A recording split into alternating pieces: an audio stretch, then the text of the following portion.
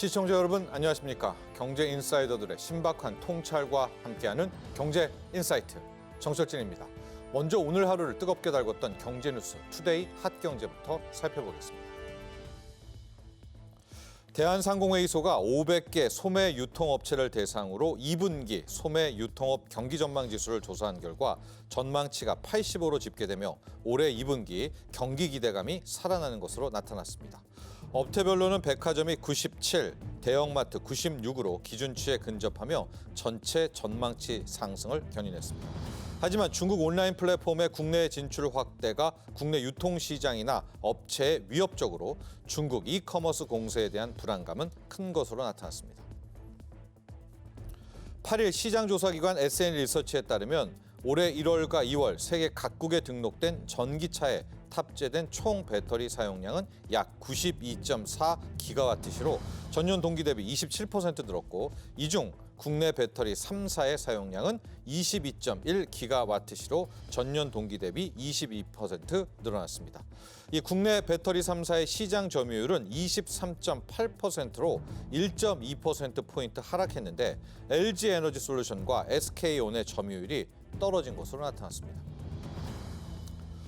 8일 경공매 데이터 전문기업 지지옥션에 따르면 지난달 전국 아파트 경매 진행 건수는 2,663건으로 전월 대비 약 10% 증가했습니다.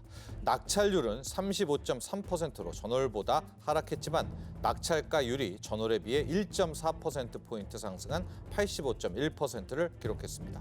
이는 2022년 8월 이후 1년 7개월 만에 가장 높은 수치입니다. 이 고금리 여파에 경매 물건이 쌓이면서 싼 값에 낙찰을 받으려는 수요가 늘어난 효과라는 분석입니다. 금융감독원이 8일 발표한 3월 외국인 증권 투자 동향에 따르면 외국인의 지난 1분기 순매수 규모는 15조 8천억 원으로 집계됐습니다. 이는 작년 11월 이후 5개월 연속 순매수세가 이어지면서 관련 집계 이후 역대 최고 수준입니다. 외국인 투자자들은 정부의 밸류업 프로그램 도입에 국내 주식을 대거 사들였던 것으로 풀이됩니다. 지금까지 투데이 핫경제였습니다. 지난 2월 정부가 올해 강력한 수출 드라이브로 침체된 경제에 활력을 불어넣겠다는 전략을 마련하고 범부처 수출 확대 전략을 발표했습니다. 실제로도요, 작년 10월부터 살아나기 시작한 수출은 3월 6개월 연속 증가세를 보이면서 우리 경제에 숨통을 틔워주고 있는데요. 오늘 경제 인사이트에서는 세계 수출 6대 강국이죠. 바로 우리나라. 이 대한민국의 수출 산업에 대해 진단해보고 역대 최대 목표치 수출 기록이죠. 7천억 달러를 달성할 수 있을지에 대해서도 한번 그리고 그 방안까지도 자세하게 짚어보겠습니다. 본격적인 오늘의 핫 이슈 이야기 나눠보기 전에 자세한 내용 먼저 화면으로 만나보시죠.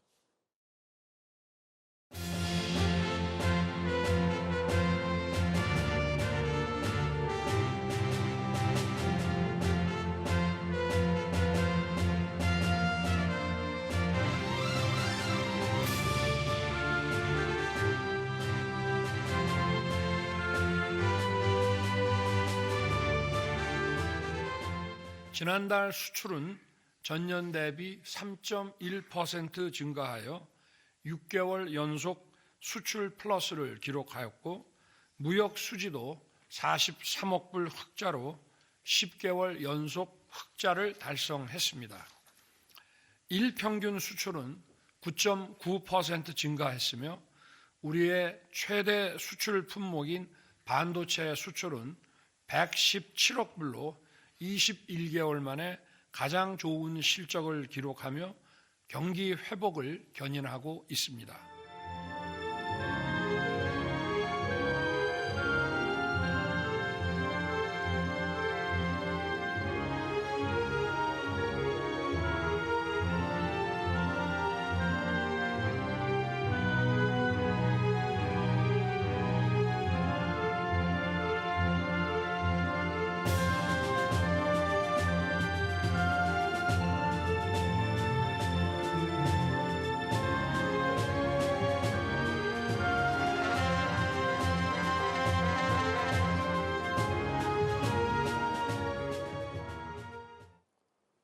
오늘의 경제 인사이트 두 분의 전문가와 함께합니다. 김대호 글로벌 이코노믹 연구소장, 이인철 참 좋은 경제 연구소 소장 나와주셨습니다. 안녕하십니까? 네, 반갑습니다. 네, 안녕하십니까?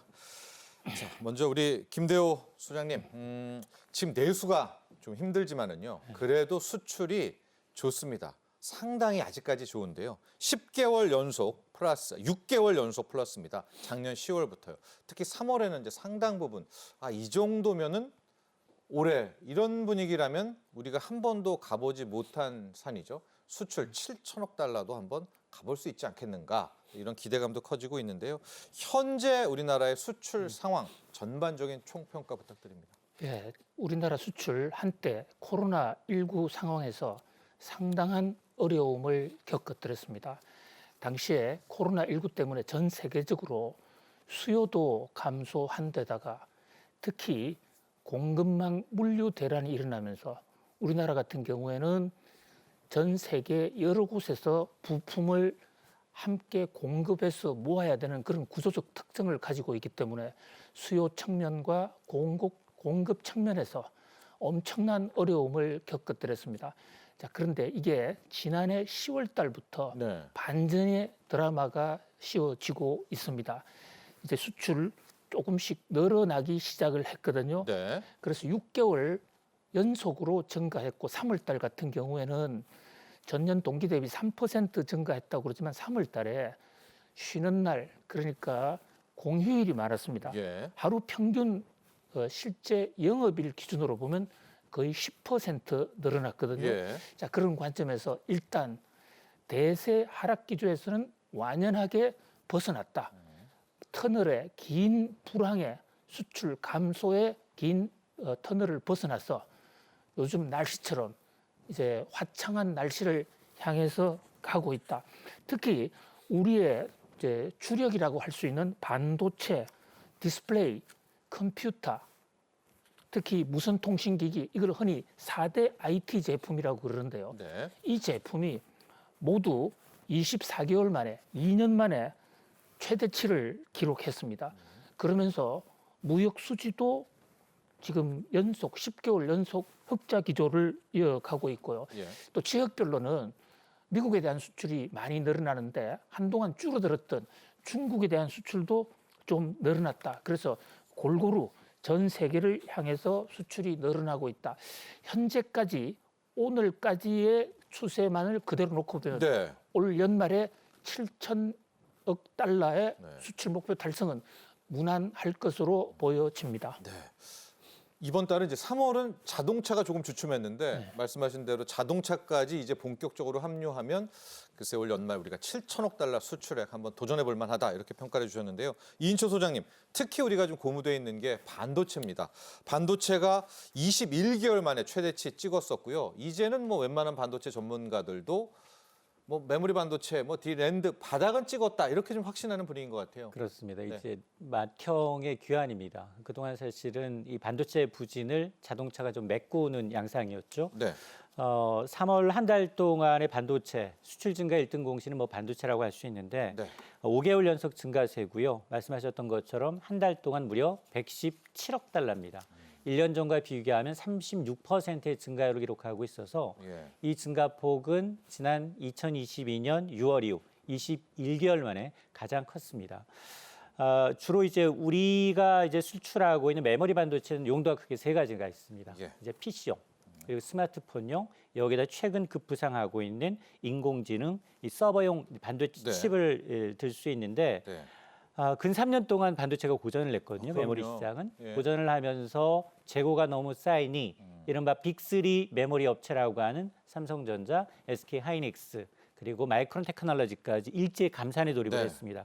그게 1년 가까이 넘게 이어지다 보니까 이 과잉 재고가 줄었습니다. 네. 그래서 디램 가격이 지난해 하반기부터 꾸준히 오름세를 보이고 있고 스마트폰도 꽤 신제품이 출시가 되면서 메모리 수요가 많이 늘었습니다. 네. 무엇보다 이 생성형, 이 인공지능 칩이라고 하는 이 고부가가치로 알려져 있는 이 HBM, 네. 고대역폭 메모리가 굉장히 비싼데요. 뭐 한 개당 가격이 5천만 원에서 많게는 1억까지 간다는 이 고부가가치가 줄을 서야 설 수 있을 정도로 지금 잘 팔리고 있습니다. 근데 이 고대역폭 메모리라는 게 이제 디램을 여러 층 쌓아서 예. 속도를 높이고 전력 소비를 줄이는 고성능 메모리 반도체인데 여기에서 이제 대량 정보를 한꺼번에 처리하기 위해서는 반드시 필요하다 보니까 수요가 많이 늘었기 때문에 아마 이런 것들이 우리 이제 반도체 기업인 삼성전자, SK 하이닉스의 이제 실적을 견인하고 있는 상황인데 최근에 이제 수출 단가 그리고 물량 동시에 이제 늘고 있다라는 게 고무적이어서 특히 반도체 산업은 이제 굉장히 전방위 소재 부품 장비와 같이 네. 이 전방위 산업 수요가 이제 견조하게 좀 이어질 것이다라는 예상이 나오고 있는 만큼 아마 올해 목표했던 정부의 목표치 7천억 달러 수출 달성의 가장 큰 변수가 뭐냐? 반도체 수출이 네. 앞으로 이만큼 이제 버텨줄지 여부가 최대 변수라고 봅니다. 네. 자, 반도체 얘기 더 해보겠습니다. 김대호 소장님. 이제 AI 반도체 주식 시장에서도 이 AI 칩 열풍 때문에 엔비디아, SK 하이닉스 정말 대폭등을 하고 있고요. 어떻습니까? 올해 이런 기조라면 반도체에서 한번 좀 해볼만 할까요? 예, 지금 삼성전자가 1분기 실적을 아주 최근에 발표를 했습니다. 네. 실적 중에서 특히 주목을 끄는 게 영업이익이었는데요. 결국 기업이라는 게 이익을 얻기 위해서 영업 활동을 한다는 그런 관점에서 볼 때 영업이익이 매우 중요합니다. 네. 삼성전자의 1분기 영업이익 6조 6천억 원이었는데요. 요게 지난해 1년 전, 꼭 1년 전에 비해서 얼마나 늘어났느냐. 좀 상상하기 어려운 숫자입니다. 네. 931%가 늘어났습니다. 10배네요. 그렇습니다. 네. 거의 10배나 늘어나. 네. 물론 작년 1분기가 많이 나빴습니다만은 뭐 그럼에도 불구하고 이렇게 폭발적인 신장을 했다. 그러니까 적어도 작년에 삼성전자 1년 내내 정말 어려웠는데 그러한 이 완전히 그 반도체 겨울에서는 일단 완연하게 벗어났다. 네. 이렇게 볼 수가 있고요. 특히 지금 주목을 끄는 것은 가격인데요. 그동안에 반도체를 팔고도 단가가 워낙 많이 떨어졌기 때문에 제값을 못 받았는데 이게 껑충껑충 뛰고 있습니다. 네. 그래서 이런 속도로 지금 낸드 플래시 같은 경우에도 이제 흑자가 드디어 난 것으로 추정이 되는데 이런 식으로 가면 뭐 상당 부분 흑자 규모가 확대될 것으로 보입니다. 그러나 아직은 이제 완전히 경기가 회복된 상태는 아니에요. 삼성전자 같은 경우에 최대로 영업이익이 많이 났을 때는 분기에 15조까지도 올라간 적이 있거든요. 거기에 비하면 앞으로도 2배 내지 3배 더 올라갈 수 있다. 이것은 그만큼 추가 상승의 여지가 크다 이렇게 볼 수가 있고요. 네. 그런데 세계 경기가 좀 도와줘야 되겠네요. 그렇습니다. 가장 큰 관건은 반도체의 경우에 메모리는 우리가 압도적 우위를 갖고 있는데 네. 이게 코로나 때 너무 많은 업체들이 갑자기 그 반도체를 사재기를 했다가 한동안 사지 않는 바람에 네. 그러다 경기까지 둔화가 돼서 가격이 단가가 맞지 않았던 것이거든요. 네. 지금까지도 일부 품목에서는 지금 아직도 감산을 하고 있는 건데 경기가 회복되면 그 감산도 풀릴 거거든요. 네, 그럼요. 그런 속도라면 이런 속도라면 빠르면 올 3분기 정도 되면 네. 종래 수준의 영업이익도 분기 10조를 돌파하고 또 매출도 분기에 80조 이상을 성큼성큼 돌아가지 않겠느냐. 특히 지금 현재 이 메모리 반도체 자체도 증가하지만 더더군다나 지금 인공지능 AI 때문에 네. 여기에 소요되는 우리나라가 사실상 독점적으로 SK 하이닉스가 지금 가장 앞서 있고 네. 삼성전자가 뒤따라가고 있는데요. 고대역 반도체 이 부분은 올해 물량, 내년 물량까지도 다 입도 선매 다 계약이 돼 있는 상태거든요. 네. 지금 계속해서 생산이 확대되기 때문에 반도체는 세계 경제의 경기가 현재와 같은 속도로 회복되고 경기 침체와 같은 돌발적인 변수가 없다면 올 하반기나 내년 초에는 그렇습니다. 최고점 상태를 회복할 수 있을 것이다. 이런 기대를 낳고 있습니다. 자, 그런데 인철 소장님, 이게 분위기도 좋고 다 좋은데 약간 걸리는 게 있습니다. 일단 미국이 반도체 패권을 지금 노리고 있잖아요. 다 미국으로 들어와라. 이렇게 되니까 우리가 잘하고 있는 메모리도 일정 부분 희생해야 되는 거 아니야? 그리고 또 중국을 너무나 눌러놓으니까 우리 입장에서는 미국, 중국 둘 다 중요한 또 고객이자 또 하나 관계가 있는데 이게 약간의 좀 변수가 되지 않을까 이런 우려 있어요. 그렇습니다. 이제 미중 패권 전쟁이 이제 미래 먹거리, 네. 이른바 이제 2차 전지를 비롯해서 반도체로 점점 확장이 되고 있습니다. 이게 동시에 우리는 이제 미국이라는 원천 기술을 확보한 미국도 중요하지만 네. 우리 생산 거점이 있는 중국과의 관계도 무시할 수 없습니다. 예. 그런데 최근의 보도를 보게 되면 미국 정부가 꼭 집어서 네덜란드, 독일, 네. 한국, 네. 일본 네. 이 동맹국이 중국에 수출하는 반도체 기술을 더 엄격하게 통제해라 네. 압력을 받고 있다는 외신이 나온 겁니다. 대만은 이미 미국 편이고요. 네. 이런 미국의 요구에 대해서 네. 이미 말씀하셨던 것처럼 일본하고 네덜란드는 네. 수용을 했다는 겁니다. 아, 예. 그러니까 이제 지금 남아 있는 독일과 한국이 과연 어떤 스탠스를 취할 것인가에 이제 관심이 쏠리고 있는데 네. 이런 보도가 나오자마자 중국은 발끈하고 있습니다. 중국은 대변인까지 나서서 지금 미국이 자국 패권을 지키기 위해서 동맹국의 이익을 희생시키면서까지 무역이랄까 과학, 기술 문제를 정치화, 도구화, 무기화하고 있다. 예. 그러면서 한국에 대해서 올바른 판단과 자주적인 결정을 내려주길 바란다. 네. 라면서 불참을 압박하고 있다는 겁니다. 예. 사실 이렇게 되면 사실 우리 기업들은 물론 미국 주도의 공급망의 편의가 되면 여러 가지 인센티브를 받을 수 있는 것도 사실이지만 네. 그러나 중국 무역 의존도가 워낙 높고요. 네. 또 SK하이닉스와 삼성의 경우에는 거의 한 70조 원 가량의 이미 기존에 중국의 공장을 투자해 놓은 상황이기 때문에 또 여기서 만들어진 반도체의 거의 절반 가까이는 중국에 팔아야 되는 상황입니다. 그럼요. 예. 자, 그래서 미중 고래 싸움에 살아남기 위해서는 사실 크게 전략이 많지가 예. 않아요. 그게 보게 되면 우선은 초격차 전략이 반드시 필요합니다. 이 부분만큼은 한국산 이제 반도체가 없으면 쓸 수 없다라고 네. 하면 멈출래야 멈출 수가 없거든요. 네. 우리만 예외될 수 있죠. 맞습니다. 예. 두 번째는 뭐냐? 두 번째는 적어도 지금 해외 기주로 많이 나가 있는데 왜냐하면 전 세계가 지금 반도체 보조금 경쟁으로 인해서 자국에다 모든 반도체 생산 거점을 다 네. 만들려고 하고 있는데 적어도 R&D 그리고 2나노, 1나노와 같은 최첨단 생산 라인의 경우에는 네. 자국 내에서 생산 라인을 좀 구축하는 것.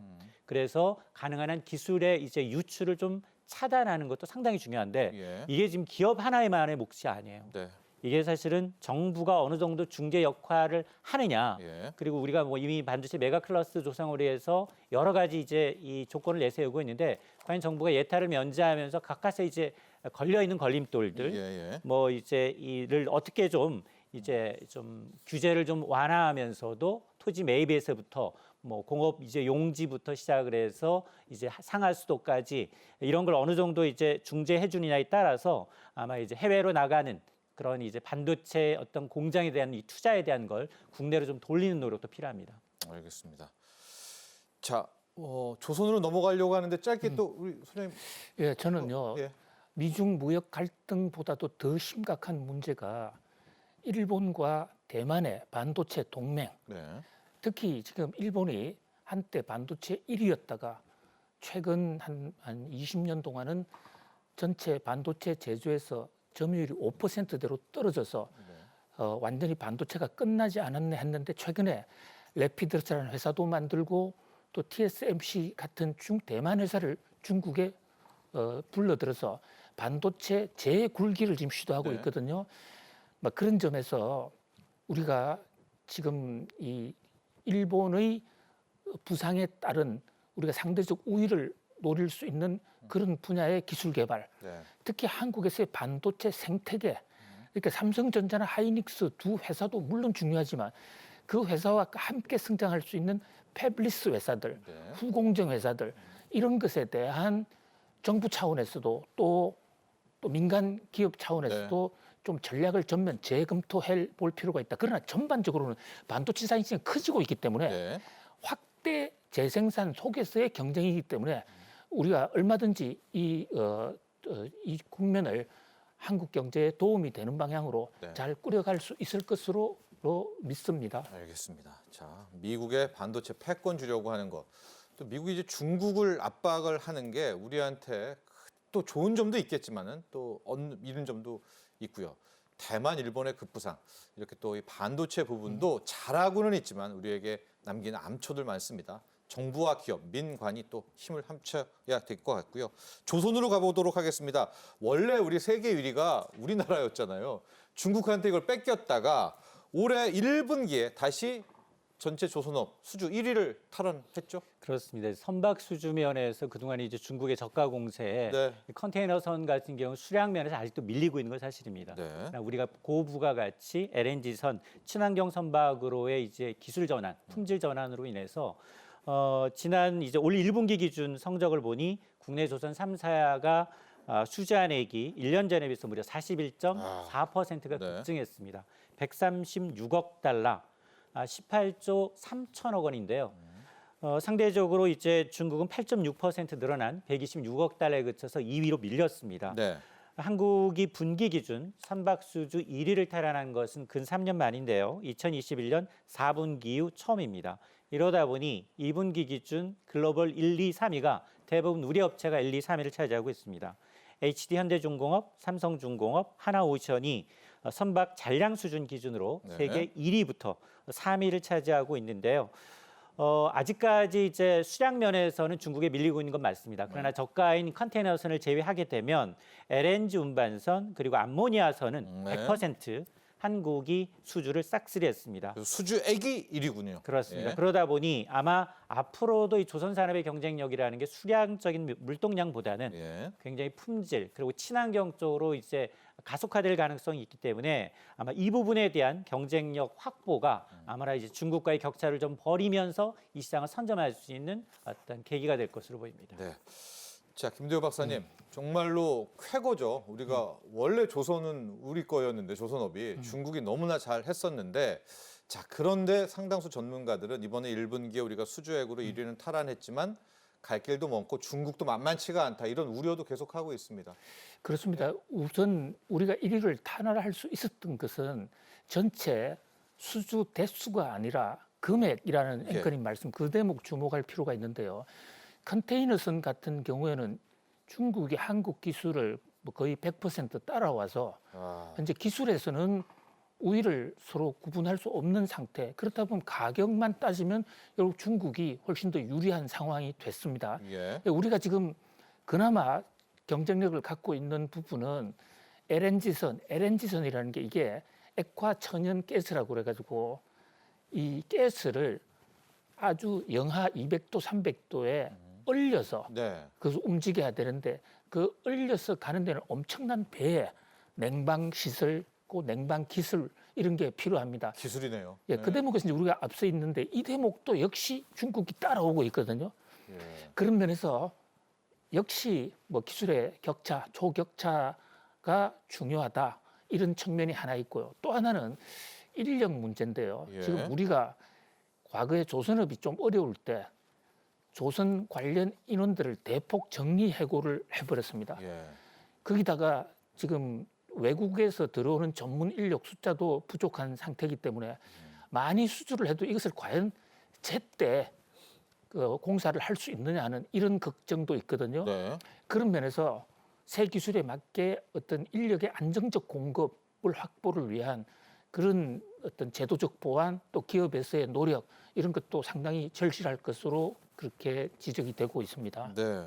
바로 이 부분입니다. 인천 소장님. 우리 조선 2013년, 14년 그때 이후로 거의 한 9년간 불황기를 겪으면서 대거 인력 구조 조정을 해서 지금 일할 사람이 없다. 예, 막 주문은 들어오는데요. 정부가 좀 어느 정도 많이 좀 도와주고 정부도 이때 좀 지원 계획 같은 게 좀 있어야 될 것 같습니다. 아마 지금도 예. 이제 우리의 이제 선박 조선소 대부분 이제 울산이든 거제도든 가보시게 되면 예.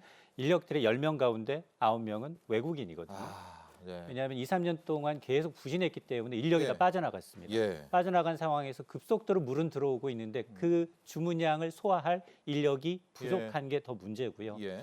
자, 그러다 보니 정부가 지난해 11월에 K조선의 차세대 선도 전략을 발표했고 네. 그 당시에 이제 친환경 스마트 선박으로 이 전환을 위해서 민관 합동을 해보자. 그래서 세계 1위였던 K조선의 점유율을 지금도 50%가 넘어가고 있지만 이걸 네. 압도적으로 80%까지 끌어올리자라는 큰 그림을 그렸고요. 네. 후속 대책이 지난 3월에 있었습니다. 정부와 이제 이 조선 3사가 모여서 이 초격차 경쟁력 확보를 위한 이 공동 대응 협약을 체결을 했는데 이게 가장 중요한 게 이제 인력난에 따른 차질을 방지로 해서 어떻게 맞아요. 인력 수급 네. 시스템을 점검할 것인가? 네. 또 하나는 이제 이 K조선 초격차 경쟁력을 확보하기 위해서 어떤 이 기술 로드맵을 마련할 것인가? 이런 것이 중점적으로 얘기가 됐고요. 네. 그래서 이제 2030년까지 지금도 잘하고 있습니다만 세계 최초 액화 수소 운반선을 개발하고 또 하나 자율운항 선박에 대한 어떤 표준은 한국이 한번 주도해 보자라는 예. 방안을 지금 얘기하고 있는데요. 아무래도 이런 로드맵이 현실화되기 위해서 민간 이제 이 협약을 통한 예. 이게 얼마나 순조롭게 이제 돌아가느냐가 이제 관건이 될 것 같습니다. 네. K조선 이니셔티브입니다. 우리가 계속해서 차세대 선두주자를 이어가자 해서 정부도 많은 노력도 하고 있습니다. 자, 여러분 이렇게 이제 수출 좋다라고 이제 얘기를 많이 하고 있는데 내수가 약간 좀 걸리기는 하거든요. 그래도 이 수출이라는 엔진이 돌아가게 되면서 희망은 걸 수 있다 이렇게 보여지고 있습니다.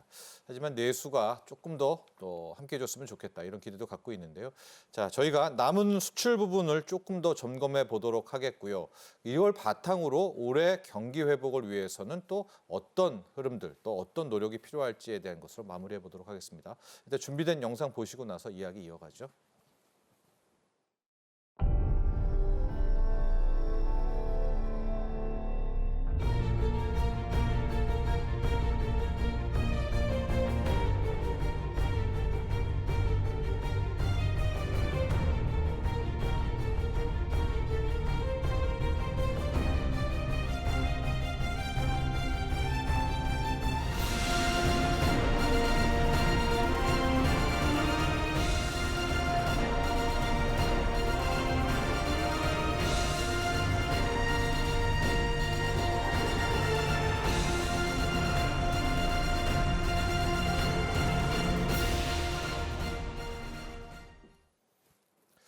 자, 이런 산업도 우리 수출의 역군이었어 할 그런 부분들이 있습니다. 특히 요즘에 주식 투자하시는 분들은 많이 잘 아실 텐데 우리 K방산, 방산주의, 방산 기업들 승승장구하고 있습니다. 작년에 방산 산업 관련 수출액이 140억 달러였었고요. 올해는 이보다 훨씬 더 클 것으로 보여지고 있는데 K방산 이야기 한번 해보도록 하겠습니다. 김대호 소장님, 수출 역군이었습니다. 우리나라의 이 방위 산업, 방산의 힘이요. 상당한데요. 그렇습니다. 최근에 부산 옆에 창원에 있는 예. 공단에 가서 특강을 한 적이 있는데 참 그 당시 초창기에 우리가 총알 하나 만들기 위해서 우리 선조들이, 우리 선배들이 그 치렀던 희생, 예. 뭐 그런 것을 보면서 좀 눈물이 나올 지경이었습니다. 예. 사실 우리는 방위산업에 관해서는 무에서 시작했다 해도 과언이 아닌데 특히 이제 월남전을 계기로 해서 예. 우리가 월남 그 무기 공급을 위한 생산 기지로부터 시작을 해서 사실 그 동안에 세계에서 가장 빠른 그 기술적 진보를 이루었습니다. 예. 이렇게 기술 진보가 이루어진 것은 무기에다가 우리 각종 첨단 기술이 연결이 된 것인데 이렇게 턴키 베이스식으로 제조 관련 기술과 방산 기술이 한꺼번에 잘 연결된 나라는 한국이 뭐 거의 세계에서 가장 앞서 있다 해도 과언이 아닙니다. 예. 그런데 이제 이 상태에서 우크라이나 전쟁이 터지면서 각자가 각자 도생해야 되고 각자의 안보는 스스로 지켜야 될 필요가 생기면서 이 방위 산업에 대한 수요가 폭발적으로 늘어났는데 그러다 보니까 특히 유럽을 중심으로 한국산 방위 산업 제품을 사자 이게 열풍을 일으키고 있지 않습니까? 예. 특히 폴란드 같은 데서는요. 폴란드의 비행기, 탱크 예. 뭐 이런 것도 다 메이드 인 코리아 K방산으로 상당 부분이 지금 시설이 넘어갔고 또 추가 납품까지 하게 돼 있는 상황입니다. 예. 물론 이 방위 산업이라는 게 좀 동전의 양면처럼 우리가 방어한다는 측면에서는 사회적 가치가 충분한 것이지만 그러나 어쨌든 이것도 하나의 무기의 일종이다 보니까 예. 좀 기업 입장에서 대외적으로 공표하고 좀 선전하기가 좀 애매한 그런 측면도 있어요. 네네. 예, 그래서 알려지지 않은 그런 상황이 많이 있지만 네. 호주라든지 또 그 밖에 동남아 국가, 인도네시아하고도 지금 우리가 비행기를 우리나라가 개발해서 지금 넘기는 프로젝트. 네. 거기다 최근에는 지금 루마니아까지도 지금 한국에 대해서 네네. 방산에 지금 문을 두드리고 있거든요. 예.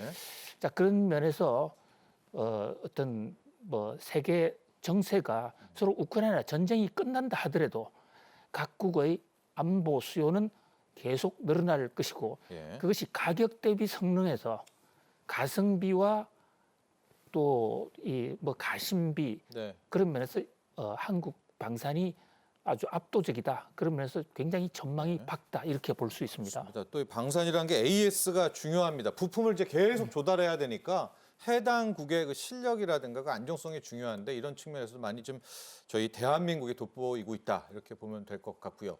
벌써 우리가 세계 방산 수출 국가 10위로 들어갔습니다. 이인철 소장님, 올해는 이제 폴란드가 다가 아니라 새로운 잭팟, 새로운 유럽의 또 파트너가 나왔습니다. 루마니아 관련한 이야기 참 많이 나오고 있는 것 같아요. 맞습니다. 네. 사실 방산 산업이라는 게 대외비예요. 그래서 우리 대국민한테는 홍보가 잘 안 돼 있는 예. 분야이기도 합니다. 네. 자, 그럼에도 불구하고 우리가 지금 방산 산업이 이렇게 클 수 있었던 건 모태가 된 건 6.25 전쟁 이후예요. 소총 한자로 만들지 못해서 네. 미군이 남겨놨던 소총 원조 받아가면서 만들었고요. 미군이 남기고 간 군용 차량 갖고서 지금은 뭐 장갑차, 자주포, 전투기, 로켓, 네. 잠수함 일단 뭐 한국산 장갑, 군 방산이 전 세계 동남아를 넘어서 유럽이 강국이거든요, 사실. 네. 여러분 강국임에도 불구하고 최근에 이 벌어지고 있는 전쟁으로 인해서 수요가 많이 늘었습니다. 근데 아이러니하게도 우리는 분단각 국가거든요. 전 세계에서 유일하게 남아있는 분단 국가라서 우리 자주 국방도 필요하지만 이런 무기가 이제 입소문이 나서 네. 폴란드가 진짜 우리나라 이제 이런 방산 제품을 써보니 네. 나쁘지 않더라라는 예. 입소문으로 인해서 아마 이제 루마니아 역시 군 현대화 일환입니다. 예. 물론 뭐 직접적인 원인인 러시아 우크라이나 전쟁의 여파이긴 합니다만 네. 여기에서도 전차를 비롯해서 또 이 여러 가지 이 K2 전차 수출을 비롯해서 우리나라와 협업을 모색하고 있다라는 소식이 나오고 있는데요. 이미 이제 루마니아 관계자가 국내 2개의 방산 업체를 이제 방문을 했고요, 최근에. 네. 네. 그리고 러시아의 입지를 보게 되면 러시아 흑해 사이에 이제 위치하고 있는데 우크라이나 국경을 접하고 있습니다. 네. 이게 장기화되면 장기화될수록 굉장히 좀 불안할 수밖에 예. 없기 때문에 기존의 노후화된 무기를 빨리 신형으로 이제 그래서 거듭화해야 되는데 현대화를 서둘러야 하는데 근데 말씀하셨던 것처럼 한국형 무기의 특징이 네. 굉장히 가격 대비 탁월하다, 네. 성능이 좋다, 예. 여기다 유지 보수, 네. 납기 일정 잘 맞춘다. 이 세 가지가 이제 잘 맞다 보니까 폴란드도 보고 잘하고 있고 네. 그러더니 이제 루마니아의 경우에도 거의 한 5조 원 가까운 네. 이제 이 방산 물량을 우리한테 지금 수주할 것이다라는 얘기가 나오고 있는데요. 아마도 이거 되기 위해서는 정부의 노력도 필요해요. 네. 대부분의 방산은 이 수출입 은행을 통한 재정적 보존이 있어야만 가능한 부분이 있거든요. 네. 왜냐하면 시설 투자 그리고 가서 그걸 유지 보수하는 인력들까지도 원하는 경우가 많기 때문에 네. 아마 우리가 이제 폴란드의 이제 전철을 받지 않게 해서 처음에 대규모 수주를 받았습니다만 이 수출입 재정 지원이 되지 않아서 네. 한도가 부족해서 조금은 좀 지연됐던 부분이 있거든요. 네. 아마 이런 걸 감안해서 아마 폴란드 이어서 이제 루마니아까지는 이런 이제 실수를 베푸지 않을 것으로 저는 보고 있습니다. 네. 그 수은법 개정 이야기도 저희가 좀 이따 하도록 하겠습니다. 많은 만발의 준비를 하고 수주받고 아마 이런 선순환이 이어졌으면 하는 바람 가져보고요. 제가 군대가 있을 때가 이제 K1에서 K2로 바뀔 때였는데 이제 어느덧 흑표 전차, 이 전차까지 우리가 만들어서 수출을 하는 그런 단계가 됐고요. 자, 이게 육군에서 끝나지가 않습니다, 여러분. 김대호 소장님, 해양 쪽 지금 함정 얘기가 나오고 있거든요. 이 잠수함? 예. 여긴 좀 생소하기도 한데 어느 정도의 수준과 지금 현재 상황인가요? 사실 가장 큰 잠재력이 있는 부분이 해양 방산입니다. 예. 이 함선, 특히 항공모함이나 잠수함 같은 대목은 그야말로 모든 기술이 다 총동원돼야 되고 네. 덩치도 큽니다. 그런데 사실 우리가 조선 산업에서 우리의 수주가 최근 한 40년 동안 한국이 1등을 계속 해왔단 말이죠. 예. 그러니까 배 만드는 능력은 한국이 검증이 됐습니다. 거기다가 그 안에 들어가는 무기와 연결되는 이런 부분이 함께 연결이 된다면 그야말로 엄청난 가능성이 있는 걸로 볼 수 있고 앞으로도 세계의 전쟁이 결국은 함대나 잠수함을 네. 동원한 전쟁이 주류를 이루게 되거든요. 근데 다만 이제 이 대목은 미국과의 안보 동맹이라든지 이런 데서 잠수함 같은 것을 만들기 위해서는 한미 간의 협약 네. 이런 것들이 또 많이 보완이 돼야 됩니다. 예. 그런 면에서 정치적으로 외교적으로 한미 동맹이 더 강화돼야 되는 그런 측면, 또 특히 그 재원 조달에 관한 이런 엄청난 물건을 팔기 위해서는 그 나라가 현금으로 살 수 있는 나라가 별로 없습니다. 예. 그러다 보니까 이제 연불 금융이라든지 이런 것에 그러니까 제조업의 웬 금융이나 이러지만 금융과 제조업이 균형 있게 커야 된다. 이 대목에서는 정부의 지원 또 정부의 전략적 어떤 선택 이런 것이 굉장히 중요하리라고 이렇게 보여집니다. 네. 말씀해 주셨는데요. 이 무기 수출은 기업 간이 아니라 정부끼리 나서야 됩니다. 이 정부끼리 나서야 되기 때문에 우리도 항상 보면 정부와 해당 기업 또 은행이 이렇게 원팀이 돼서 가게 되는 거죠. 맞습니다. 이게 지금 지난 10여 년 동안 한국의 방산 기술이 너무 알려져 있어서 기술력, 경쟁력에서 우위를 받고 있고 K 방산에 대한 이제 호감도가 굉장히 높은 건 사실입니다. 네. 근데 열 손가락 안에 들게 되면 대부분 선진국이에요. 네. 유럽 국가들이 질비해 있습니다. 네. 그들을 넘어서려면 민관 협력부터 네. 금융까지 모두 패키지화돼야 되는데요. 그래서 한 단계 더 레벨업 되기 위해서는 정부와 민간이 원팀이 돼서 시너지를 좀 극대화한다라는 얘기가 나오고 있습니다. 네. 그래서 우선 수출 수요가 많은 이제 함정의 경우에는 민간 공동 이제 이 프로모션을 이제 추진한다라는 건데요. 네. 이 프로모션을 강화하기 위해서는 기업들이 자체적으로 갖고 있는 기술력으로는 제한돼 있기 때문에 국내 연구기관과 이제 협업이 필수적이고요. 네. 또 해외에 수출하기 위해서는 국내한 또 다른 버전이 필요합니다. 비용 절감과 그리고 신뢰성을 높이는 과정이 좀 필요하고 네. 또 하나는 이 수출 품목 하나만 가는 게 아니라 대부분의 이제 이런 군장비의 경우에는 함정의 경우에는 유지, 보수, 정비 인력이 중요하죠. 같이 예. 패키지로 나가야만 하거든요. 그렇게 되면 인력적인 측면에서도 우리가 많은 예비 인력을 갖고 있기 때문에 네. 굉장히 이 시너지가 더 커질 수가 있고요.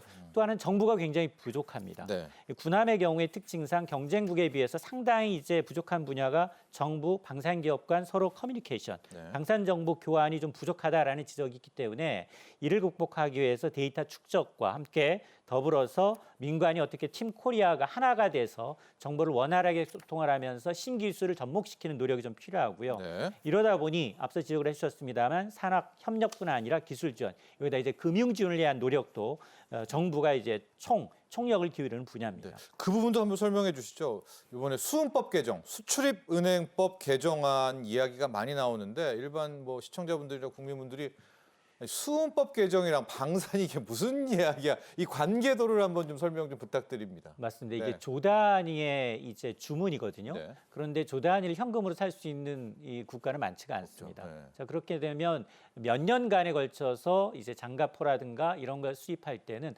와서 공장을 설립해 주고 네. 그 금융을 대신 보존해 주는 국가에 한해서 네. 이제 계약을 하는 그런 전략적인 산업입니다. 네. 자, 그러다 보니 지난 6월이었습니다. 한국수출입은행법 개정안이 국회 본회의를 통과했는데 핵심은 뭐냐?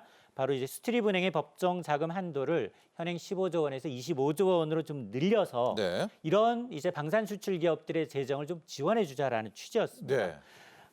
앞서 제가 이제 폴란드 얘기를 가끔 했는데요. 폴란드가 사실 정권이 좀 바뀌었어요. 네. 우리가 거의 한 30조 원 가까이 이제 K9 자주포 같은 것을 수주한다.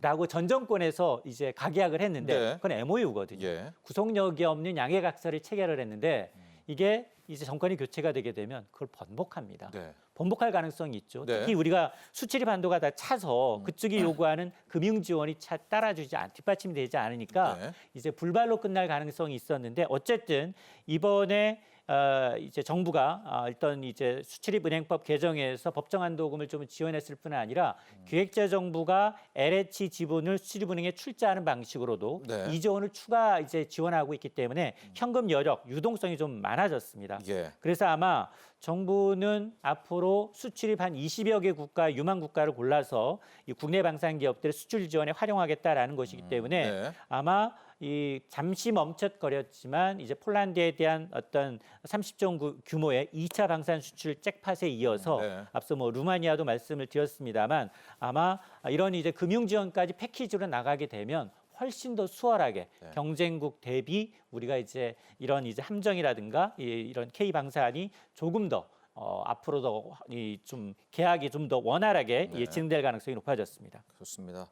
그러면 우리 이인철 소장님이 이제 설명을 잘 해주셨는데 우리가 무기 팔 때 바로 돈이 안 옵니다. 우리가 우리 무기를 다 만들어 놓고 이제 갖다 줘야 거기서부터 이제 우리에게 조금씩 돈이 오게 되는데 그렇기 때문에 우리 스스로 일단 무기를 다 만들어야 되는데 그럴 기업에 돈이 없죠. 그래서 수출입은행이 이렇게 그렇게 지원을 해줘야 되는데 바로 이 수출입은행의 법정 자본금을 25조 원 증액을 하게 되면 이래저래 우리 기업들을 우리 은행에서 지원해줄 룸이 커지는 건 아니겠습니까? 그걸 통해서 수출을 하게 될 수 있고 그럼 이제 나중에 수출 대금을 받는다.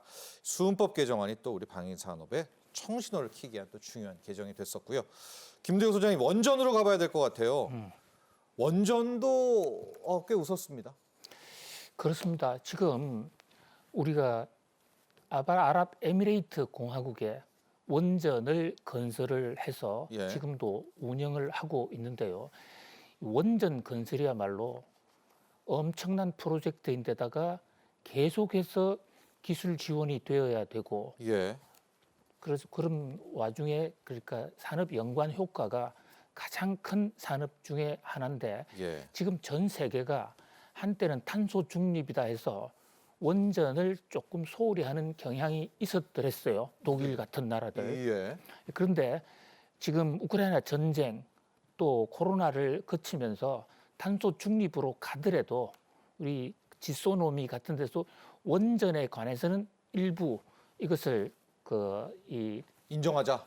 그런 아. 움직임이 있지 않습니까? 예. 그리고 실제로 프랑스 같은 나라들 또 동구라파 국가들이 원전을 대대적으로 건설하고 있는데 이 원전도 우리가 불과 30년 전에 철량 미국의 기술로 미국의 자본으로 지었지만은 그동안에 엄청난 노하우를 쌓으면서 네. 지금 원전을 수출할 수 있는 몇 안 되는 나라 중에 하나가 됐습니다. 예. 그런 각도에서 전 세계가 한국 원전에 대해서 상당히 지금 이 오파를 내고 있다. 뭐 그런 면에서 원전의 전망도 무엇보다 밝다 네. 이렇게 볼 수 있겠습니다. 네. 자, 정부는 한 이제 1,200억 규모의 원전 수출 보증 특별 지원의 프로그램들도 확대하고 있다. 이런 부분도 있습니다. 그래서 정부도 계속해서 이제 원전에 관련 특히 원전 수출에 대한 지원을 이어가고 있는데요. 이인철 소장님, 이제 SMR이라고 해서 이 작은 원전을 좀 작게 만든 이제 이런 쪽으로 트렌드가 좀 바뀌고 나온 게 있는데 과연 한국의 원전 산업이 SMR도 잘할 수 있나? 이거 다 미국이 더 잘하는 거 아니야? 또 이런 여러 가지 이야기들이 나오고 있습니다. SMR로 가더라도 우리 K 원전 잘하죠? 맞습니다. 예. SMR도 우리나라의 이제 강점 중 하나인데 소형 모듈 원전입니다. 네. 기존 원전보다 발전량은 훨씬 적지만 이제 건설 기간 비용이 훨씬 줄고요.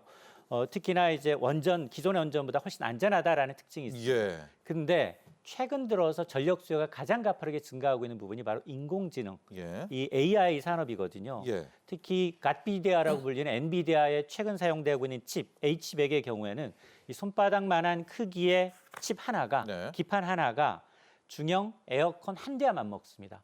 거의 한 시간당 700kW의 소비 전력을 소모하고요. 전기 먹는 하마네요. 전기 먹는 예. 하마입니다. 예. 특히나 신형이라고 해서 전기를 또 그나마 많이 좀 다운시킨 차세대 AI 칩 B100의 경우도 마찬가지입니다. 예. 여기도 이 서버 한 대가 한 시간당 100kW 전력을 소비해서 한 10인 가구가 하루에 사용할 수 있는 전력량을 맞먹는데 문제는 예. AI 데이터 센터라는 게 그 집 하나가 들어가는 게 아니라 최소 수천에서 수십만 개. 그렇죠. 가 가동되다 보니까 예. 어떤 중형, 소형 도시 하나가 전체가 쓰는 전력을 AI 반도체 센터가 잡아먹고 있다는 겁니다. 네. 자, 그러면 이 많은 전력을 어디에다 공급할 것인가에 예. 초점이 맞춰지는데요. 그래서 나온 해법이 바로 SMR, 소형 모듈 원전. 예. 기존 원전보다는 조금은 안전하지만 훨씬 더 발전과 규모량은 적지만 기존 원전에 비해서 건설 비용과 시간이 단축될 뿐만이 아니라 네. 특히 안전하다 보니까 설치 장소에 대한 별도 제약이 없습니다. 네. 그래서 아마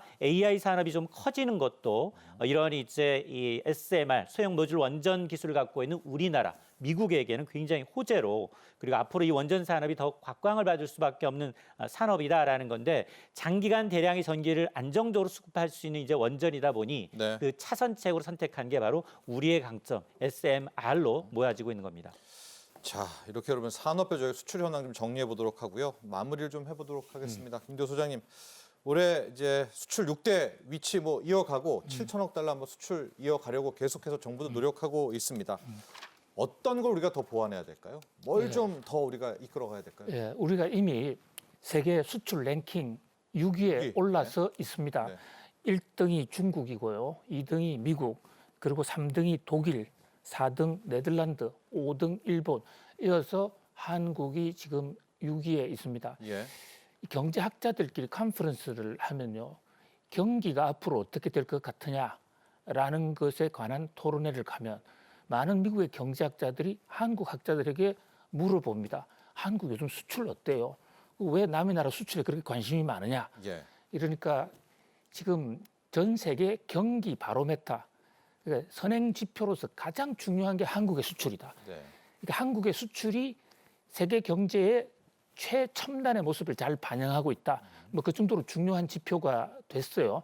우리는 그 원자재부터 시작해가지고 전 세계에서 조달해서 또 높은 부가가치를 통해서 확대 재생산을 해서 파는 이런 구조를 가지고 있습니다. 예. 그런 면에서 이제 수출의 중장기 터널도 빠져나왔고 뭐 상당한 면에서 어떤 시련을 극복했다. 한층 더 성숙할 그런 어떤 기반을 다지고 있다. 이렇게 볼 수가 있는데요. 네. 그럼에도 불구하고 좀 더 우리가 수출이 잘 되기 위해서는 그 대기업들이 수출 물량 따오는 것 못지않게 그 대기업들이 중소기업에게 하청을 줄 수 있는 그 생태계 구조. 그래서 상당한 핵심 기술만 대기업이 하면서 중소기업과 협력할 수 있는 네. 이런 대목이 중요하고요. 또 하나가 역시 금융입니다. 앞으로 점점 원전이든 무기든 이 방산이든 이런 게 대형 프로젝트로 가게 되면서 한국의 금융산업이 좀 더 커야 네. 됩니다. 수출은행뿐만 아니라 시중은행 금융도 활성화시킬 필요가 있다. 이렇게 봅니다. 우리 인천 소장님도 끝으로. 사실 올해 뭐 수출 7천억 달러 달성의 최대 변수는 반도체라고 봅니다. 네. 우리 수출의 한 20%를 차지하고 있는데요. 지금 뭐 올해 물 들어올 때 놓줘야 되거든요. 예. 근데 지금 전 세계가 거의 보조금을 지급하면서 반도체 쩐의 전쟁이 시작이 네. 됐는데 우리는 사실은 이제 이 부자 감세 논란에 아직은 조금 이제 미흡한데요. 네. 미국은 이미 칩스법을 발효하면서 보조금만 69조 원을 쏘고 있습니다. 예. 유럽연합이 60조 원 남짓, 예. 여기다 가까운 일본도 18조 넘게 보조금을 지급을 하고 있는 상황인데요. 지난해 3월 국회를 통과한 K칩스법, 그나마 보조금이 아니라 세액공제 좀 더 늘려주자라는 거였거든요. 대기업의 경우는 8에서 15%, 중소기업은 15에서 25%를 올리는 법안인데 올해 말로 일몰이 끝납니다. 네.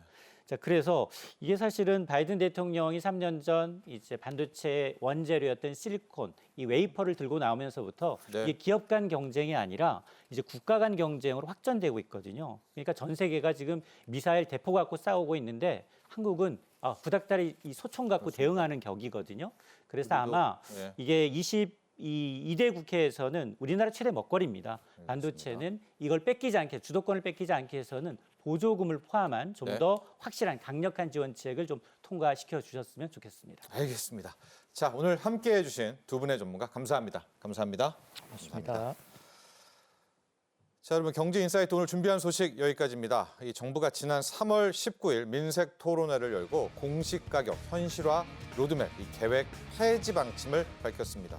주택 가격이 하락함에도 불구하고 공시 가격이 계속 높아져서 국민들의 세금 부담이 커졌다 이런 부분을 지적한 건데요. 자, 이와 함께 또 신혼부부나 이자녀 가구에게 유료하도록 청약제도 개편안도 새롭게 마련이 되고 있었죠. 자, 다음 경제인사이트에서는 공시가격 현실화 계획 폐지 이 부분 하나하고 또 새롭게 바뀌고 있는 청약제도 개편 이런 부분들 또 최근 또 향후 국내 부동산 시장 어떻게 흘러가게 될지 전망까지 한번 나눠보도록 하겠습니다. 자, 경제인사이트 수요일 방송은 자, 여러분 선고로 쉬게 되고요. 저희는 10일 금요일에 여러분들 다시 찾아뵙도록 하겠습니다. 오늘도 함께해 주신 시청자 여러분 감사합니다.